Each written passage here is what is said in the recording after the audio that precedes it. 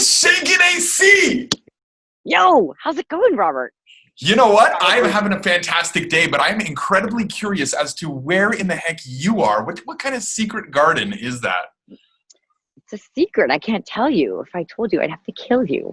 Okay. But actually, I can tell you. If you want to know, you can go watch one of my recent previous videos on LinkedIn. Go scroll down and find one, and then you might find the secret. I'm all over that like white on rice. But right now, okay. Right now, I'd like to talk about what happened today because that was freaking magnificent. Okay. I'm talking about the round table. All the things? No. Round tables. Okay. The round table, yeah. It's been a big day, so I've had a lot of really cool stuff happening. So I was like, which thing are we going to? I'm kidding. Of course, the round table was the highlight for sure. Yeah, what a fun round table. It's really been interesting how different people have all different cool things to bring to franchisors to share with other franchisors at these roundtables. And it was so awesome that Mary Kennedy Thompson agreed to come and share some insights today on how leaders can instill action amidst fear. And the reason her and I talked about this topic, and the reason we decided to go with this topic is because there's a lot of talk about a resurgence of COVID and like a big resurgence, like of course spiking all over, but there's a lot of people that are still fearful. And we wanted to talk about like acknowledging it and things that you can do to help people move through it. So that was really the intention. What did you think? Did we hit on that at the round table? Do you think we got that? Well, first of all, I was super impressed with her. I've never met her before or spoken to her, but like just listening to her talk and everything that she said, it was all seemingly intentional. Like there was a purpose behind everything she said, well-spoken, incredibly experienced, and like her background being a Marine, and not just like a Marine, but like rappelling out of helicopters as a platoon sergeant. It was incredible, right? So what was she talking about? Whistling in the dark? Yeah, whistling in the dark. Yeah, a concept that she got from her dad. And she talked about how her dad is a mentor of hers and has always been. And I thought that's really cool because I could relate to that. And so, yeah, I'm curious, like it seemed like people got a lot of key takeaways. I'm curious, what's one of the key takeaways that you took from that roundtable session today? Mm-hmm. Well, I mean, there was quite a bit that I took away from it. Something that was just fascinating to me was how during COVID-19, 4,500 franchisees of hers received a one-on-one call 3 times a week from all of the, I don't know what you'd call them, franchise, probably they're franchise business coaches. Yeah, they call them. Yeah. That's incredible. Just jumped on me. Okay, it's okay. I'm all right. It's a squirrel. It's a squirrel. Yeah.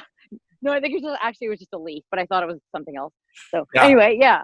So that, not to take away from that moment, because one-on-one calls 3 times a week with all of those franchisees. So their franchise business coaches would have been all hands on deck.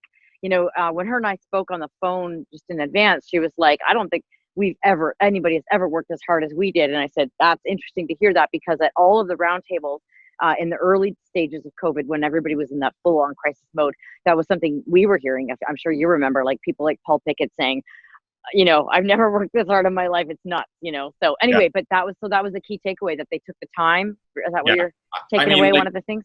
Each of these business coaches must have other things to do, right? Despite the 20 or 30 franchisees they service. So in order to do 3 phone calls a week, they must have put everything else on hold, right? And just tackle that. So that is testimony to like what your prerogative is during times of crisis and times of fear, which she also talked about, the number one driver of fear. Remember what that was? And yeah, of course. So that's the key takeaway for you. Let's share it. Well, no more secrets in the secret garden. I know, I'm so funny. Right? Where do I come up with these things? I mean, I get it. I'm the king of dad jokes, so I hear. Oh, yeah. So anyways, the number one driver of fear is uncertainty, right? Yeah. And given what they call these unprecedented or uncertain times, like that's why everyone's so afraid. And to battle that fear, she gave some really, really cool examples, which I love. Yeah, like? You want to share? Yeah. Give it away, baby. Give it away to the audience. All these people that watch our rants, like all 4 of them or whatever it is. Okay. Give it away.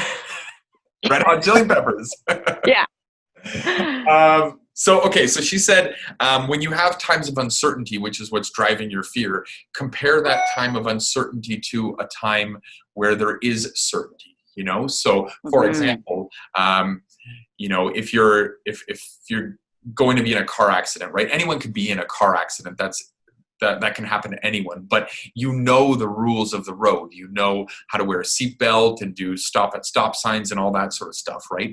So when you take something that's uncertain like COVID-19 and you add elements of certainty to it, like washing your hands and wearing a mask, it starts to eliminate that fear. And she was saying that they would call or text message their staff every hour saying, have you washed your hands in the last hour? Yeah. And my question was, how did you do that in a way that they didn't feel micromanaged? Because that's like one of the biggest battles that, or sort of secrets on the topic of secrets, that franchisors are trying to figure out, right? Is how to get, their staff or the franchisees or anybody to not feel micromanaged despite accountability. So what did you think of her answer? Do you want to share that? Oh, that was a cool answer. Yeah. It was, people don't feel micromanaged if they feel loved. Yeah. I almost kind of wanted to, I wanted to let her keep talking. I interrupted her enough today, but on the call that we did in advance, we were talking and something came up about this, and she said, I truly love my franchisees. Like, I love them. And I said, I'm really excited for people to hear that, because a lot of, especially emerging stage franchisors, don't realize that when you build the relationship like that,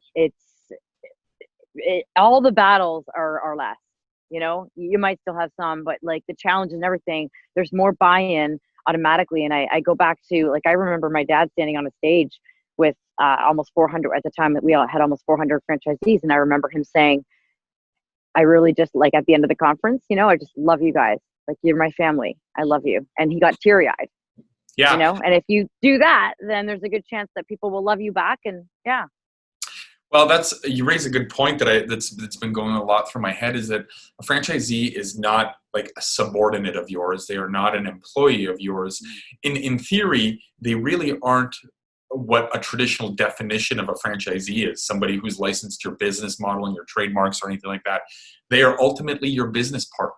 Think about it. If you start a business with two people and you have one location, you meet together and you discuss all your business plans, whatever. What if you had two locations and you were each managing your own? You'd still go there and meet together, right? Now, what if each of you put your own money into those two locations? You're ultimately kind of describing franchising, except in a franchise system, one partner is dealing with the human resources and the getting customers in the door and the operations, while the other one's dealing with the brand and stuff like that. So franchisee is really your business partner, which is why there's always cases for transparency, for this concept of removing micromanaging by making them feel loved. Yeah. Do you want to know what my key takeaway was? Absolutely. Okay, there were lots. There's a whole bunch, so it's hard to even say. But one of the things that I really loved that she said, because it's something that I also preach, and it's just nice to hear her say, is that action reduces fear.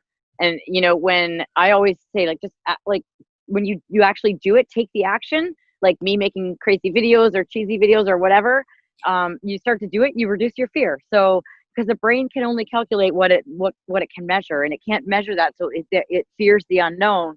So just do it and try it, and then you usually realize that that wasn't so bad. So I really like that. Action reduces fear. That I like it. So what are you going to start doing that you're afraid of and get over your fear by adding more action to? Ooh, I don't know. How about we rant about that next week? Okay. Okay, that's cool. A good one. I'll have to think about that. That's a really good one. Definitely got to put myself out of my comfort zone sometimes, for sure. All right, let's wrap it up. Okay, you ready? I was born ready. Okay, 3, 2, 1. Go be awesome.